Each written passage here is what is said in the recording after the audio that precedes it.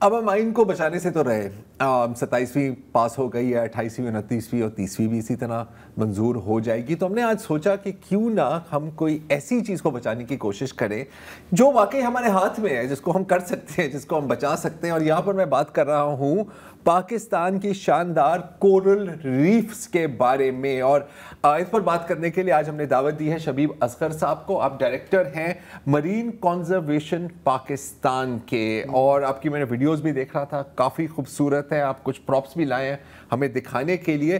तो शबीब साहब, पहले तो आप हमें बताएं कि पाकिस्तान की कोरल रीफ्स है कहाँ, इनको बचाना ज़रूरी क्यों है और कैसे बचाया जाए? अच्छा, कोरल रीफ्स मैं बता दूं, समुद्री चट्टाने जो हैं, ज़ेरे आब चट्टाने जो हैं, उनको आसानी के लिए कि कोरल रीफ्स ये हैं। और पूरी नर्सरी होती है, पूरी नर्सरी होती है जिसमें आबी हयात पनपती है। तो कहाँ है? एक तो पहले तो आप हमें थोड़ा सा ज्योग्राफी समझा दें इसकी। अस्सलाम वालेकुम, शुक्रिया आपका एक तो बुलाने के लिए। और कोरल रीफ्स पाकिस्तान की, आप पोर्ट कासिम के, आप समंदर के जब बाहर वाले हिस्से से शुरू करते हैं, वहाँ से लेकर आपके पूरे बलूचिस्तान के साहिल मुख्तलिफ मुकामात पर ये फैली हुई हैं। और ख़ासकर जो चट्टानी इलाका होता है उस पर ज़्यादा ये पाई जाती हैं, जैसे कि ज़्यादातर चरना के अराउंड आपके यहाँ बलूचिस्तान में, अस्तोला के नज़दीक, कराची में मुबारक के नज़दीक, फ्रेंच बीच के नज़दीक, और बलूचिस्तान में ऐसी और आगे चले जाए जीवनी की साइड है, और मारा है, अस्तोला के साइड है। तो ये सारी जगहों पर और भी बहुत जगहों पर फैली हुई, क्योंकि पाकिस्तान में एक्सटेंसिव रिसर्च नहीं हुई इसके ऊपर कि ये कहाँ कहाँ पर हैं। पहले ये कहते थे पाकिस्तान में कोई कोरल नहीं है, अब कहते हैं कि कॉलोनीज़ हैं, इवन रीफ भी है, लेकिन अभी तक रिसर्च उस अंदाज से नहीं हुई जिस अंदाज से रिसर्च होनी चाहिए थी। और जिस तरह से आपने पूछा कि इसको बचाना ज़रूरी क्यों है, बचाना इसलिए ज़रूरी है कि ये जितनी भी आपकी जो समंदरी हयात है उसकी जो 25% समंदरी हयात है वो डायरेक्टली रिलेट करती है कोरल से। अगर ये नहीं होगा तो आपकी समंदरी हयात नहीं होगी। मतलब ये उनके घर है, ये उनके घर हैं, कर दिए तो ख़त्म। बिल्कुल, ये उनको शेल्टर भी प्रोवाइड करती है, उनको खाना भी देती है, मुख्तलिफ यानी उनकी और चीज़ें, जैसे कि अगर ये समंदरी साहिली पट्टी पे होते हैं तो जो आपकी तूफ़ानी लहरें होती हैं उनकी शिद्दत को भी कम करती है। इसके अलावा कोस्टल इरोजन जो होता है उसको भी रोकती है, फिल्ट्रेशन पे भी काम करती है। मुख्तलिफ स्पीशीज़ का मुख्तलिफ रोल भी है इसके अंदर। इसी तरह से ये कार्बन चेन के अंदर बहुत बड़ा रोल प्ले करती है। तो ये दिखने में जो आम लोग इसको देखते हैं तो वो समझते हैं फूल है, कोई पौधा है या कोई पत्थर है, लेकिन ये एक जानवर है। इसके एक सुराख में एक जानवर जिसको हम लोग पॉलिप कहते हैं, वो पॉलिप मुकम्मल होता है तो एक कोरल कहलाता है।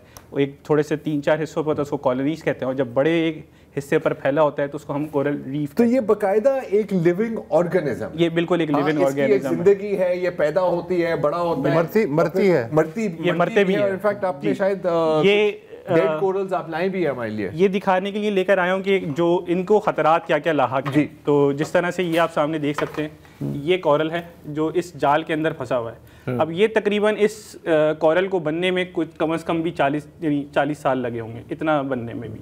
लेकिन ये जाल जो कोरल रीफ है उस पर शिकार किया, उसने जाल खींचा, निकाल के बाहर। जब ये जिंदा होगा तो रंगीन होगा, ये रंगीन होगा, मरने के बाद ये स्केलेटन सफेद है, इसका ये स्केलेटन ढांचा है।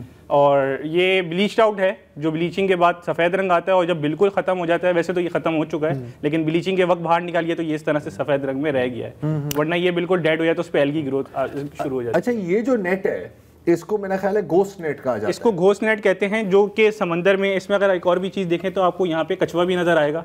ये मरा हुआ इसमें एक कछुआ भी है, ये स्केलेटन है उसका, ये टूट जाएगा। ये ज़रा कैमरे ये दिखाएं, आप हाथ हटाएं तो वो कैमरा देखते हैं। हाँ, तो ये इसमें कछुआ भी है। ये जाल हमने उसको एक दफ़ा रेस्क्यू किया था, रिकवर किया था, तो उसके अंदर हमें ये सारी, एक जाल के अंदर इतनी सारी चीज़ें हमें नज़र आती हैं। मछलियाँ भी होंगी, मछलियाँ भी होती हैं। अच्छा, ये नेचुरल जाल है या इंसानी जो? नहीं, ये प्लास्टिक के जो बनाए हुए जाल हैं। सही है। और प्लास्टिक का जो जाल है कम से कम भी साल समंदर में ये अगर है प्लास्टिक तो 1000 साल तक ये अपनी जगह पर है, और अगर ये डिग्रेड होगा भी तो ये माइक्रो प्लास्टिक में कन्वर्ट होगा, बहुत खूब, मरीन लाइफ में जाएगा, फिर फूड चेंज का हमारे पास आएगा। हम तो वैसे ही माइक्रो प्लास्टिक से भरे हुए हैं ना, अभी फिजा के जरिए से और सारी चीज़ों के जरिए से हमारे अंदर माइक्रो प्लास्टिक जा रहा है। तो ये जो जाल हैं ये इंतहाई ख़तरनाक हैं, क्योंकि लोग मछेरे जो हैं इन कोरल रीफ्स के ऊपर आके शिकार करते हैं। हमारे पास सबसे बड़ा मसला है आगाही का, उनको पता नहीं है कि ये क्या चीज़ है। उनकी नज़र में ये पत्थर है या पौधा है, तो उसको उसकी अहमियत के बारे में पता नहीं। उनको ये भी नहीं पता कि उनकी जो पूरी लाइफस्टाइल है वो इसके साथ जुड़ी, अगर वो ये मर गए तो वो भी मर गए। बिल्कुल। तो हमारा जो सबसे आगाही का हमारा सिलसिला होता है, हमारे कम्युनिटी में जाते हैं, हर फिशिंग कम्युनिटी के अंदर जाते हैं, माहीगीरों के पास जाके उनको उनके सारी पाकिस्तान की चीज़ें दिखाते हैं। असल में मसला ये होता है कि जब हम कॉरल्स की बात करते हैं, हम दुनिया भर के कॉरल दिखा रहे हैं, इसी तरह से अगर हम मछली की दिखा रहे हैं तो बाहर की दुनिया दिखा रहे हैं। पाकिस्तान में बड़ी खूबसूरत मरीन लाइफ है, मैंने दुनिया भर में डाइविंग की, लेकिन यहाँ पे जब मैंने डाइविंग की है उसकी बहुत ही खूबसूरत मरीन लाइफ हम देख सकते हैं। तो ये हम जाल इस तरह से साफ करते हैं, जितने भी हम समंदर में जाल देख रहे होते हैं कि उसके जितने भी घोस नेट्स होते हैं, डेब्रीज, प्लास्टिक की चीज़ें, कचरा जो फेंका हुआ होता है लोगों ने, वो सारा, क्योंकि अब हमारे पास कराची के अंदर से सारे नालों के जरिए से कचरा बहता हुआ समंदर में जाता है, बिल्कुल वो उसको आलूदा कर रहा है। तो ये बड़ा खतरा है इन रीफ्स के ऊपर। तो शबीब साहब, आपने ये काम शुरू कैसे किया? हमें एक वक्फा लेना है, तो फिर मैं आपसे पूछना चाह रहा हूँ, बिकॉज हर पैशन के पीछे एक कहानी जरूरी होती है। तो let's take a break and talk about that. Welcome back. हम पाकिस्तान की जो कोरल रीफ्स हैं या ज़ेरे-आब समुद्री चट्टानें हैं, उनके बचाने के काम में मुनहमिक शबीब असगर साहब से बात कर रहे हैं।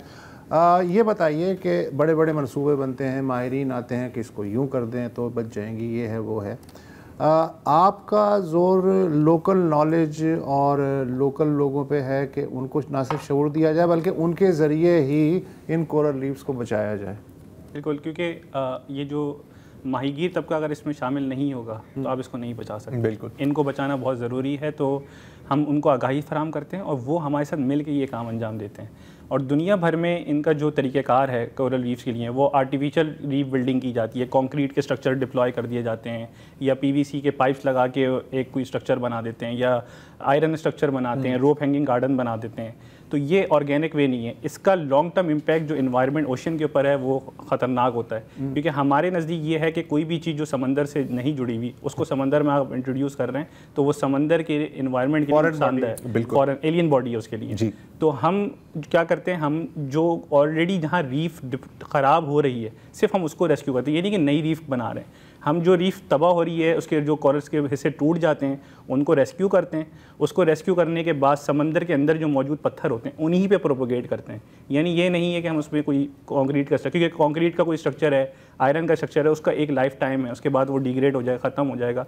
और जो ऑर्गेनिक माइक्रो ऑर्गेनिजम्स होते हैं वो ग्रो नहीं होते उन स्ट्रक्चर्स के ऊपर, पीवीसी के ऊपर, वो रॉक के ऊपर होते हैं। इसी तरह से जो नेचुरल गार्डियंस होते हैं, जैसे पैरेट फिश है जो कोरल की सफाई करती है, जो एल्गी वगैरह ग्रो होने लग जाती है, उसको बैलेंस करती है, तो वो सारी चीज़ें भी नहीं अट्रैक्ट करती क्योंकि आपने एक आर्टिफिशियल स्ट्रक्चर बनाया। तो हमारा जो है वो ऑर्गेनिक स्ट्रक्चर है। ये internationally ocean quest global doctor नवान अब्दुल्ला हैं, उनकी टेक्निक है, जो टॉप 8 कोरल साइंटिस्ट में वो नाम आता है उनका, उन्होंने मुझे सिखाया है। मैं ही यहाँ पे पाकिस्तान में वो चीज़ इस्तेमाल कर रहा हूँ। उनका एक इन्वेंटेड कैटलिस्ट है जो ऑर्गेनिक कैटलिस्ट है, जो प्रोपोगेशन के लिए इस्तेमाल किया जाता है। तो हम वो करते हैं। इसी तरह से हम पानी में उसकी 2x5 की नर्सरी बनाते हैं और उसके अंदर तकरीबन 20 से 25 coral, depend on the species, हम उनकी कोरल रखते हैं और 4 साल में वो टोटली मैच्योर हो जाते हैं। 40 दिनों में वो खुद प्रॉपर जुड़ जाते हैं और 4 साल में वो टोटली मैच्योर हो जाते हैं कि वो अपने तौर पे सेल्फ सस्टेन हो जाते हैं। यानी हमें उसको फिर उसकी देखभाल, यानी टायर्स वाली एक सड़क है, उस पर जो टाइल ख़राब हो गई है, बजाय इसके कि पूरी सड़क उधेड़ी जाए, वो टाइल निकाल के एक नई टाइल लगा दी जाए, उसी तरह की।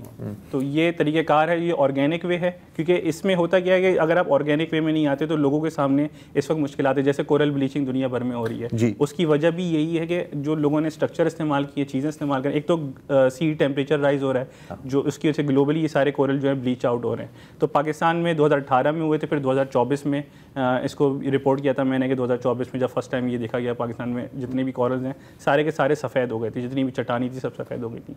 लेकिन अब एक सर्टेन टाइम पीरियड के बाद ये रिकवर होना शुरू हो जाते हैं अगर उनके ऊपर मज़ीद स्ट्रेसर ना हो। जैसे कि ये जो आपका नाला जा रहा है, अगर ये कंटिन्यूसली जाता रहा तो ये एक स्ट्रेसर है क्योंकि एसिडिफिकेशन हाई होती चली जाएगी। इसके अलावा और जो स्ट्रेस होते हैं जैसे कि घोस नेट है, कचरा है, इस तरह की चीज़ें अगर मज़ीद इसके ऊपर होंगी तो इनके मरने के चांसेस बढ़ जाते हैं। लेकिन ये कि इनको बचाना इसलिए ज़रूरी है कि ये एक फूड चेन का आपका पूरा साइकिल है। अगर ये फूड चेन जो है वो डिस्टर्ब हो जाएगी, यानी कह लें कि समंदर की बका इस कोरल से है। अगर आपको समंदर को बचाना है तो इस कोरल को बचाना बहुत ज़्यादा ज़रूरी है। हाँ, और अगर माहीगीरों को बचाना है, अपनी सी फूड इंडस्ट्री तो आपसे कोई राब्ता करना चाहे, आप ज़ाहिर ट्रेनिंग वगैरह भी देते हैं या अवेयरनेस का भी करते हैं, तो आपका वेबसाइट है क्या? हमारी वेबसाइट है marineconservation.pk, उस पर आके हमसे रब्ता कर सकते हैं। हम जो लोग सर्टिफिकेशन कर लेते हैं यानी डाइविंग सर्टिफाइड डाइविंग कर लेते हैं, उसके बाद हम उन लोगों को साइंटिफिक डाइविंग सिखाते हैं कि पानी में जाके रिसर्च कैसे की जाए, कैटलॉगिंग कैसे की जाए, आपने काम कैसे करना है पानी में। क्योंकि होता ये कि साइंस के नाम पर भी जो है ना एक्सप्लॉइट करते हैं, यानी कि आपने मिसाल के तौर पर अगर आपको किसी चीज़ पर रिसर्च करनी है तो कॉरल का इतना से फ्रेगमेंट पर आप रिसर्च कर सकते हैं, लेकिन आप इतना बड़ा कॉरल का पीस तोड़ के ले आए कि मुझे रिसर्च करनी थी, तो ये तरीका गलत है। फिर साइंटिफिक टूल्स के बगैर आप किसी चीज़ को छेड़ते हैं तो उससे उस पूरी रीफ के ऊपर स्ट्रेस पड़ता है। तो पैसा कैसे हासिल होता है इन प्रोजेक्ट्स से? तो महंगा काम लग रहा है। अभी तक जो हमारी कंपनी में जितने भी लोग हैं वो इसको एज अ वॉलंटियरली कर रहे हैं, सब मुख्तलिफ जॉब्स करते हैं और ये सबका पैशन है, क्योंकि हमारे नज़दीक ये है कि ये सिर्फ हमारी बात नहीं है, ये आने वाली नस्लों की बात है। तो अगर आज हम अपने लिए फ़िक्रमंद हैं तो हम बहुत सारी चीज़ों के लिए, लेकिन अगर हम आने वाली नस्ल के लिए फ़िक्रमंद हैं, लेकिन कब तक आप अपने पाँव पे हम कोशिश इसको करेंगे? मेरा ख्याल है कि बाकी लोग जो हैं अगर वो वाकई इस प्रोग्राम की इंपॉर्टेंस समझते हैं तो उन्हें भी इनसे रब्ता करना चाहिए। बेशक बेशक, और बहुत खुशी हुई शबीब साहब। अक्सर लोगों को पता नहीं होता कि पाकिस्तान में किस किस्म के काम कर रहे हैं और कैसे लोग क्या कुछ नहीं कर रहे। तो thank you very much, it was very informative for us also. उम्मीद है कि आपके लिए भी इंफॉर्मेटिव होगा। और आज के लिए इतना ही जी, इजाज़त दीजिए, खुदा हाफ़िज़।